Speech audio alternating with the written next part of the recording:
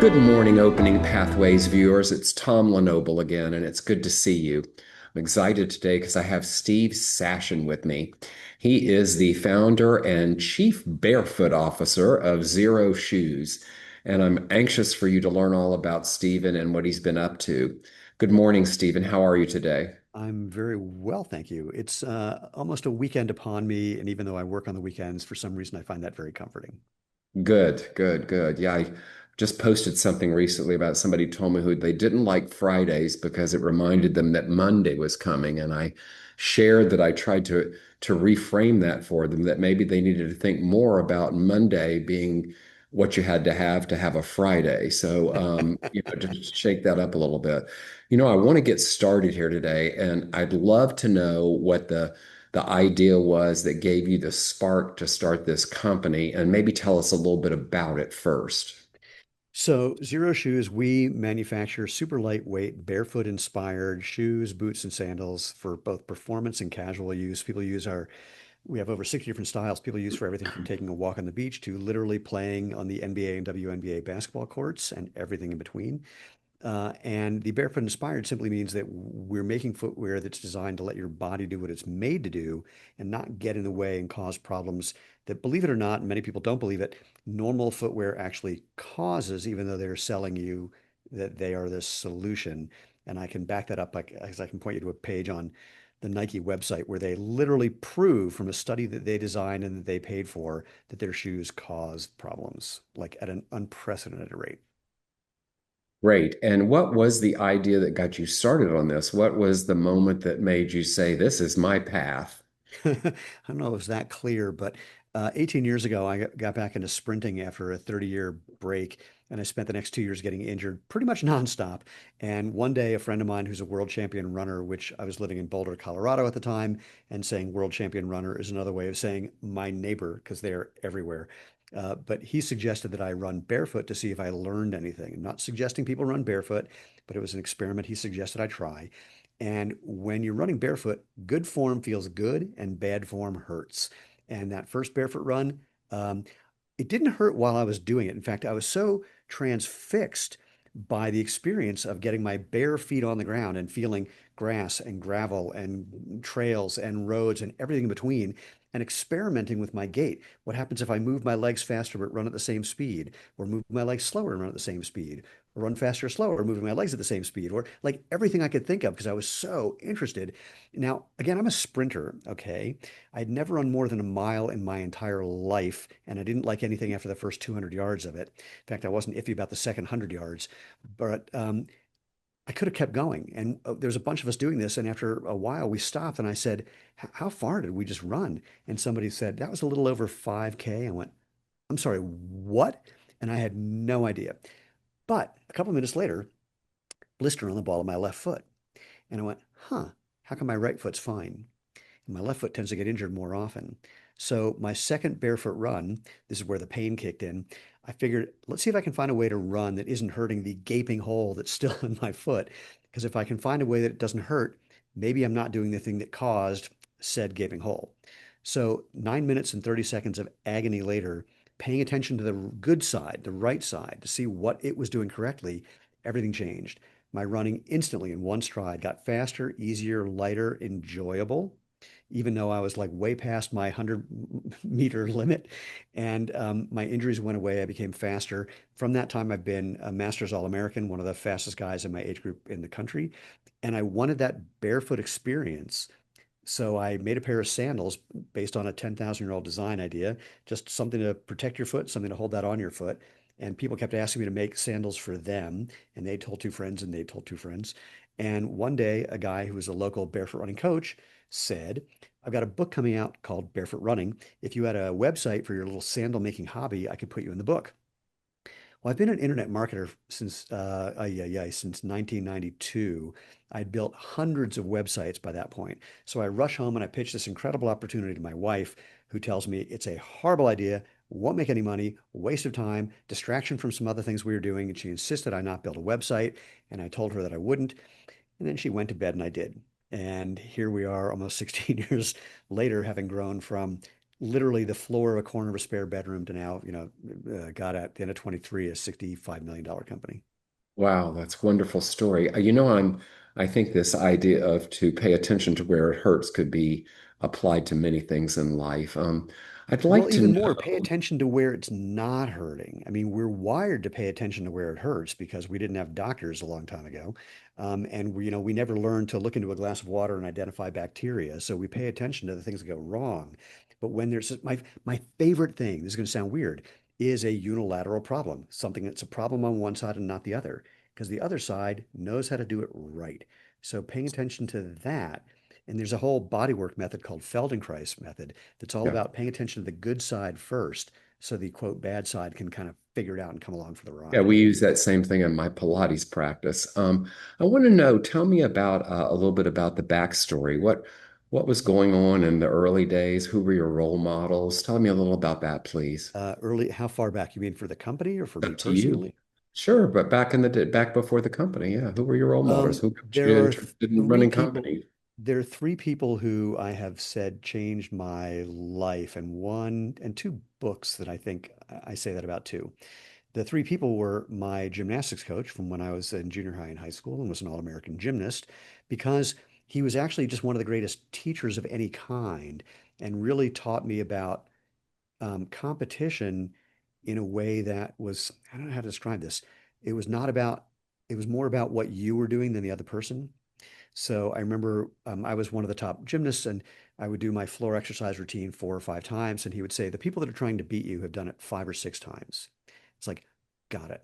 So he instilled not only just a love of the act of getting better, but what it takes to get better and the effort that it takes to get better and to make something work and how to break things down and put it into practice and to have fun doing it. So that was one. The second was my cognitive psychology mentor when I was an undergrad at Duke, who helped me discover that the way that my brain works is actually, well, in that case, an academic study. So I was very good at doing things with cognitive psychology that actually led to my understanding how I identify a problem and finding ways of solving it by not trying to get around the problem, but by really diving into it very deeply and understanding the mechanism of it. A third is a woman named Byron Katie, who um, again encouraged something that I was already doing, but at a level that I hadn't been doing it, which is to really investigate my thoughts and beliefs and question them very, very deeply to find out, not to make them go away, but to find out what the repercussions are of holding on to those beliefs. And are they providing value or not? And could the opposite of that belief be just as true, if not more true, than the one I'm holding on to? And basically, engendered another layer of flexibility in my thinking. The two books that I think of, one is Fooled by Randomness from Nassim Taleb, which the subtitle, I think I might be getting it wrong, is The Hidden Role of Chance in Markets and Life. We massively underestimate the value and importance of luck. And when people say, well, luck is just what happens to the prepared mind, it's like, no, no, flat out luck. Like, I was born to these parents in this place at this time, which meant I went to that school and I met that gymnastics coach, for example, or that the woman who is my wife and co-founder, we met completely by accident on the day I was going to find a place to get married to somebody else. So that was not something I prepared for. And anyway, there's that. People really underestimate the luck factor and how to prepare for the only things we can control, which is risk and mitigating risk. And the other book that really affected me was Stumbling on Happiness by Daniel Gilbert. And there's a great TED talk by him as well that really kind of was the last straw in losing the ability to believe that I could predict what would make me happy in the future and trying to orient based on that idea, which was undoubtedly false in many ways. I mean, the TLDR version of that book is almost every thought we have is about how to be happier in the next moment, minute, week, year, month, end of our life. But we're really bad at predicting what will make us happy, like really bad. And the only thing we're worse at is remembering how bad we are at it. And Mhm. even if we got that thing that we think will make us happy, probably not going to happen. In fact, his method for getting over this habitual thing that we evolved to do is meet as many people as you can who got the thing that you think you want and see if they are, in fact, either A, happier than you are, happy at all, or happier than they were before they got it. And what you'll find 99.999% of the time is none of those are true for them. And by just kind of over and over discovering that that thought is probably not accurate, this kind of goes back to investigating your thinking, like I mentioned before. It doesn't make it go away, but it makes it not have the same hold on you. So it changes the way that you engage in what you're doing. And and anyway, so those are the big influences. In Yeah, terms of thank you. business, I have to say I don't really have any because I had no real business experience when I started my various companies. I had a what I knew was a better solution to a problem. And I've been very lucky that when I have those ideas, I've been able to make a living making them happen. Good. And I realized quick story, and then I'll back to you for the win. A while ago, a friend of mine, big deal internet marketer, called to say, "Hey, we have this opportunity to spend, I don't remember how much it was, to go hang out on Richard Branson's island with Richard Branson." And I said, "Why would I want to do that?" And he said, "Well, imagine what you could learn from Richard Branson." And I said, "I know what I would learn.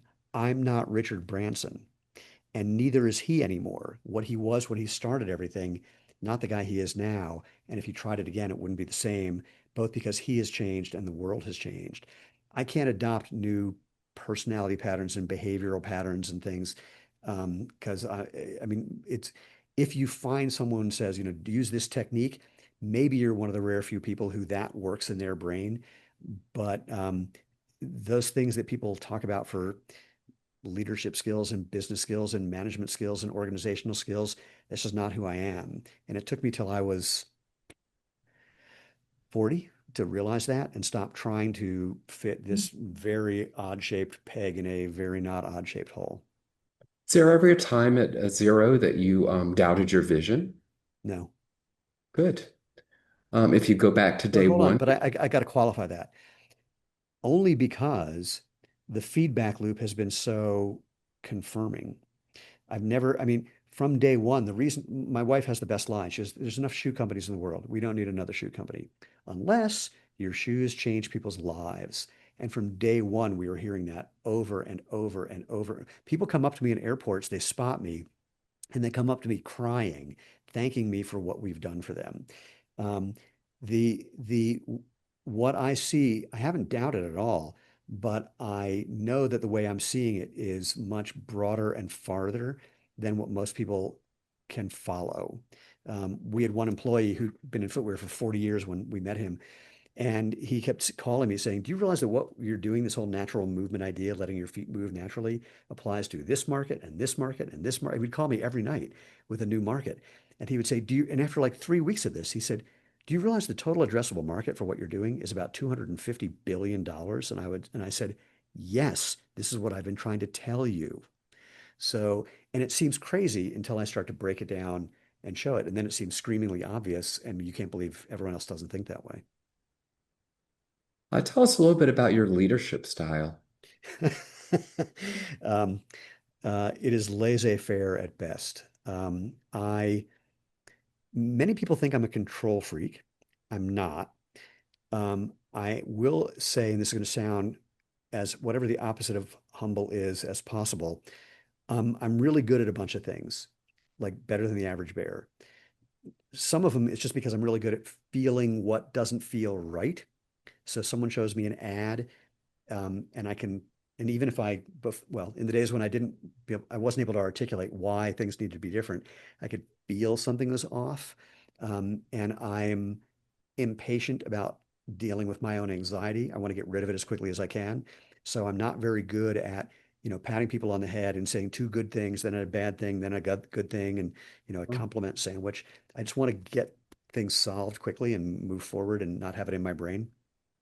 So one of my long-term employees said, what people don't understand is you want to give up control faster than anyone I've ever met, but you can only do it for people who demonstrate very high competency.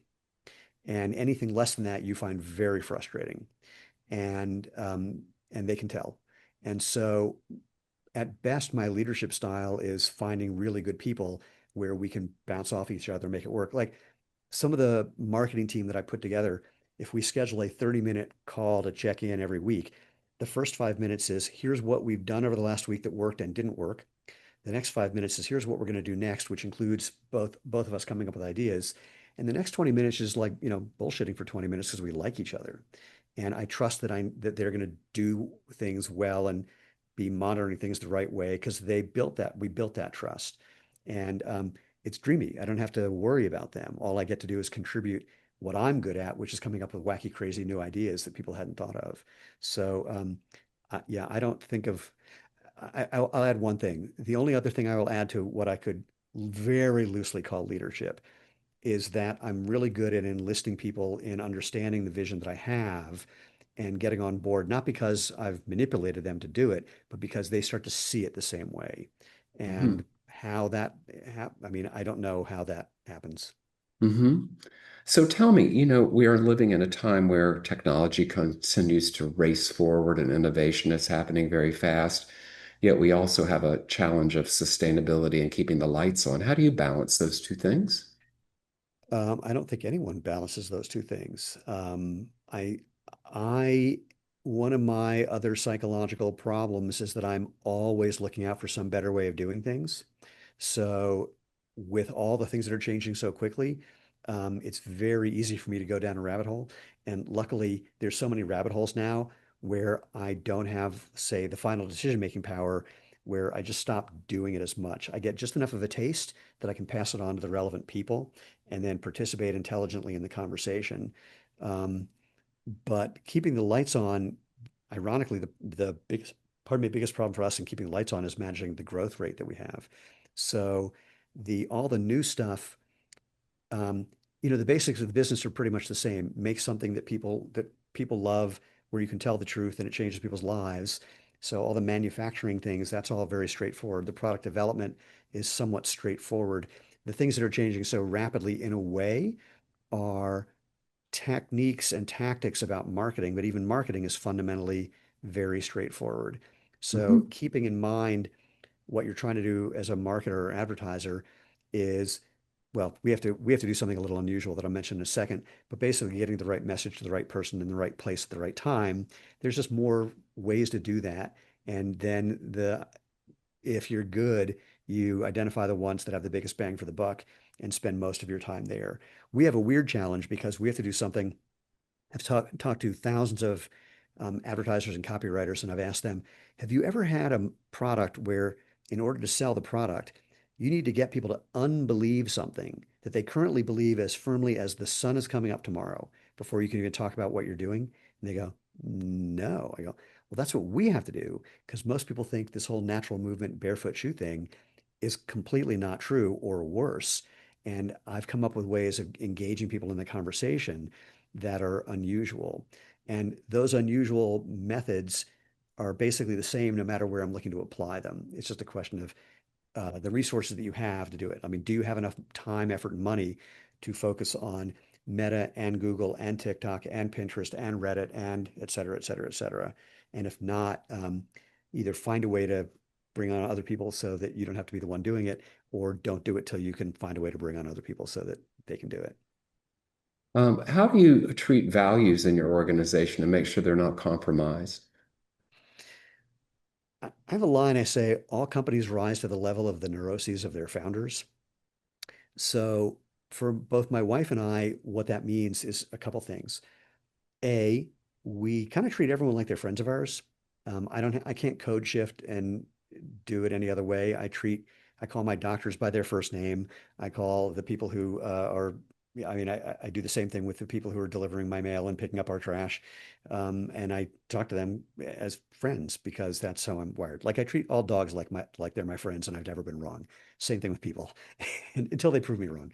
Um, the other thing is that Lane and I both know that a company only succeeds because everybody is doing their job. If the warehouse isn't getting products out quickly, that's a problem. If our customer experience team isn't being truly helpful and human, that's a problem. If the product team isn't coming up with novel things, but also listening to our customers, that's a problem. And we've built systems into the company to let people experience that we treat everyone as equally important. We have a a quarterly profit sharing inspired bonus pool where we're giving a percentage of our profit to that's split evenly among everybody. If we don't have a profit, but we know people work their butts off that quarter, we'll often just give them a bonus because of that. We have a long-term incentive program where people who've been with the company, if there's a change of control, if someone acquires us or take some majority control. There's a portion of that money that again gets divided evenly among everyone who's vested, which just means being here 18 months, and a discretionary pool for people who've been here and kind of done above and beyond the call of duty, whether they've been here less than 18 months or they've been here for a very long time. And so that's a part of it. And we just have other subtle things that we do to just share the way we believe humans should be acting with each other. Now, I will say there's one glitch in that. I'm a former professional stand-up comic, so sometimes it's very enjoyable that by not being very corporate, that also communicates something. But also sometimes that gets me into trouble because I say things that people don't think is Hmm. corporate friendly, and I Yeah. totally get it. How do you navigate pushback within the company or even from outside the company? Oh boy. Um, That's uh, well, I barely know how to answer that. So we have a private equity partner in a minority position. They do have the ability to exert certain kinds of control. Um, and we have a new interim CEO who similarly is, running things. And I I guess the best thing I can say is thank God for my wife because I'm really not good at that. When somebody said to me, "You think that if you just explain things well enough to people, they'll agree with you," and I went, "Yeah," because I think that what I'm saying makes total sense and is rational. Now, that said, for almost every decision that I have the ability to participate in, I will say, I have all these opinions, but I don't care what they are. All I want to do is test them and see if they're right or not as quickly and inexpensively as possible. So, at best, what I try to do is offer the ability to make sure that for any decision, we are seeing it from every angle that we can and being very clear about what's good and what's not good and testing that as quickly and cheaply as possible. Sometimes I have that ability, sometimes I don't. And I've watched yeah, then I guess the other thing I try to do is not be whiny if people haven't listened to me and it turns out that my version was correct and theirs was not. Yeah. And I have learned that people don't like it when they are proven wrong. And I'll say this actually, this is for quick something. My best friend calls me 25 years ago and opens the call with, "Do you know what your biggest problem is?" And I went, "Oh, this is going to be good." He said, "You like it." Well, no, he says, "You like to tell people when they're factually inaccurate, logically inconsistent, in some cognitive bias, or just wrong about something, because you like it when people do that to you because it makes you reconsider your position and think about it from different angles, which you like doing. I'm here to let you know they think you're a complete asshole." And I said, "Oh my God, you just explained like every problem I've ever had in my life." He goes, "See, you just did it." So it's for with most people, it's a horrible trait to have. With some people, it works out just fine. And the other thing that I do, this is kind of an answer to your question, I have no problem taking full responsibility for my actions. Like right in front of someone's face, here's what I was thinking, here's what it led to, here's what it did, here's the effect that I didn't intend, and I see the negative effects of that. And yeah, apologies, and what do you suggest? Let's fix it. Most people don't take me up on the offer to say to me, "Stephen, you are," whatever negative thought they have, and discover that I'm totally open to hearing that and finding a solution. Because we don't like saying unpleasant things to people, but there's literally nothing you can say about me that sounds critical that I haven't thought myself or believed Mhm. myself at some point in time, or maybe believe now. And if it's a problem for somebody else, I'm clearly not trying to cause problems. So all I want to do is find a way to, make it work. How do you balance being a leader and a learner? I don't know. I don't, Okay. I don't understand the dichotomy. I'm always trying to learn things. And again, back to my thing about leading, I don't think about being a leader. I don't know what actions that entails. I don't know what qualities that's supposed to take. I don't think, you know, the people that often are looked up to as leaders, I don't think any of them ever took a course on leadership. I think they just do what they do. And frankly, we hear that a lot of them are not as well liked by their compatriots as they are by their fans. So I, I, I, the learning thing, it's not something I have to think about doing. I'm just annoyingly inquisitive. And that's interesting to me. I mean, that's just part of, the DNA of Uh-huh. this thing. So I interesting. hear that. What's your boldest vision for Zero for the next 5 years? Oh, all we're trying to do is change the world. Nothing more, nothing less. And I know that sounds hyperbolic and crazy, but again, when you hear from people all day, every day, these things changed my life. Not because our shoes and sandals and boots are doing something special, they're getting out of the way from the things that cause problems. And so we know what we can do. We're seeing a large percentage of our orders come from existing customers. And the grassroots thing is a big part of how our business has grown. Word of mouth and just people sharing their experience is huge. But now we have this other thing coming kind of top down from professional athletes in a number of sports saying, these are giving me more healthy games or more healthy whatever they're doing and more seasons in my career. And as that starts to expand from both the top and the bottom, and what we're seeing with international growth and growth within retail. And frankly, the number of people who are starting to rip us off, including very expensive companies who are taking ideas, a couple of which I'm happy to say I have patents on. Uh, all of that is, spelling that we're really onto something. And what I'm predicting is the way certain things evolve, the whole, again, barefoot shoe idea, which people have many thoughts about, the people who are against it, at a certain point, there'll be enough people that they've seen or they've seen the shoes around where they're going to go, let's give it a shot. And that'll be inflection point number one. And the experience of our product is so consistent that when that group of people then has that same experience of, oh my God, my toes are spreading and aren't being squeezed together, and I feel the ground in a way that's really pleasant, and my posture feels better, and I'm moving better, and my fill in the blank issue is no longer an issue, then we're going to see inflection point number two. And I'm expecting that those two things are going to happen within about the next 18 to 24 months. Great.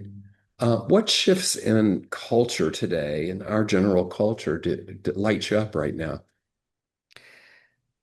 Um, uh, I'm chuckling just thinking the only thing that I'm aware of, I don't even know what shifts are there are in entrepreneurial culture. I'm in my own private Idaho, but there has been a conversation going around that I really adore about founder mode, and that when people bring in money and then bring in the idea that now that the company has grown to a certain level, which is an arbitrary number that has been picked, or a certain kind of market penetration, which again is somewhat arbitrary, that now it needs corporate structure, and that has often destroyed the companies.